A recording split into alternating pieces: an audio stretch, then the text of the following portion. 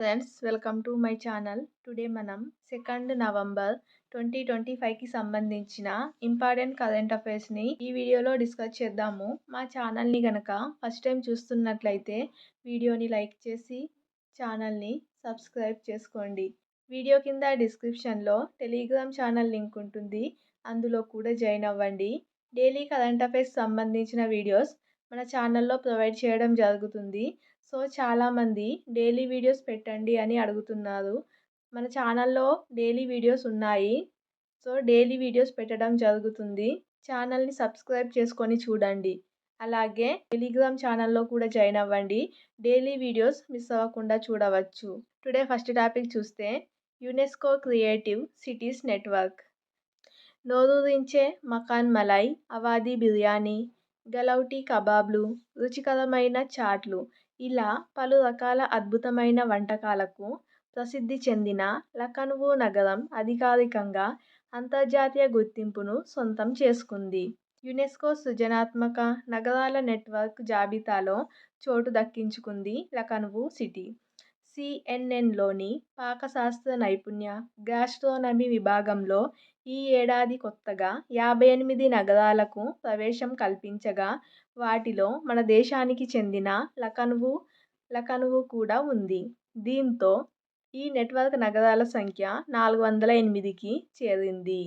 ఉత్తరప్రదేశ్లోని లఖనవూ శతాబ్దాల నాటి సాంప్రదాయ వంటలకు స్వర్గధామం అని ఐక్యరాజ్యసమితి విభాగం పేర్కొంది. గ్యాస్ట్రోనమీ విభాగంలో ఉత్తరప్రదేశ్లోని లఖనవూ సిటీ అంతర్జాతీయ యునెస్కో క్రియేటివ్ సిటీస్ నెట్వర్క్ జాబితాలో చోటు దక్కించుకుంది. చాలా ఇంపార్టెంట్ టాపిక్ ఇది, యునెస్కో క్రియేటివ్ సిటీస్ నెట్వర్క్ జాబితా.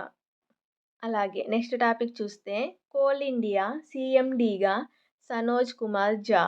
ప్రభుత్వ రంగ సంస్థ coal India chairman, managing director, సిఎండిగా బొగ్గు మంత్రిత్వ శాఖ అదనపు కార్యదర్శి సనోజ్ కుమార్ ఝా బాధ్యతలను స్వీకరించారు. కోల్ ఇండియా స్థానంలోని పిఎం ప్రసాద్ పదవీ విరమణ చేయడంతో ఝా ఈ బాధ్యతలను తీసుకున్నారు. నెక్స్ట్ టాపిక్ చూస్తే ప్రముఖ హాకీ దిగ్గజం కన్నుమూత. భారత హాకీ దిగ్గజం మాన్యుయల్ ఫ్రెడరిక్ కన్నుమూశారు. 1972లో మునిచ్ వేదికగా జరిగిన ఒలింపిక్స్లో కాంస్యం గెలిచిన భారత జట్టులో సభ్యుడిగా ఉన్న ఫ్రెడరిక్ ఆ టోర్నీలో జట్టుకు గోల్ కీపర్గా సేవలందించారు. 1947లో కేరళలో పుట్టిన ఆయన ఆ రాష్ట్రం నుంచి ఒలింపిక్ పతకం గెలిచిన తొలి క్రీడాకారుడిగా రికార్డుకెక్కారు. అలాగే నెక్స్ట్ టాపిక్ చూసినట్లయితే కేజీ శంకర్ పిల్లైకు ఎజుహుతాచన్ పురస్కారం. కేరళ అత్యున్నత సాహిత్య పురస్కారమైన ఎజుహుతాచన్కు ప్రముఖ కవి కేజీ శంకర్ పిల్లై ఎంపికయ్యారు. మలయాళ భాష సాహిత్యానికి చేసిన కృషికి గుర్తింపుగా ఆయన్ను ఆ రాష్ట్ర ప్రభుత్వం ఎంపిక చేసింది. అలాగే నెక్స్ట్ టాపిక్ చూస్తే ప్రపంచంలోనే అతిపెద్ద మ్యూజియం. ప్రపంచంలోనే అతిపెద్ద మ్యూజియం ఈజిప్టు అధ్యక్షుడు అబ్దుల్ ఫతా ఎల్ సిసి ప్రారంభించారు. కైరోలోని గాజా పిరమిడ్ల దగ్గర నిర్మించిన ఈ మ్యూజియం పూర్తవ్వడానికే దాదాపు 2 దశాబ్దాలు పట్టింది. ఇందులో దాదాపు 50,000 వరకు కళాఖండాలు కొలువుదీరాయి. ఇవన్నీ కూడా ఈజిప్టు పురాతన నాగరికతకు సంబంధించినవే. నిర్మాణ వ్యయం 8,320 కోట్లు, వైశాల్యం 24,000 చదరపు మీటర్లు. ఇందులో ప్రధానంగా 12 గ్యాలరీలు ఉంటాయి.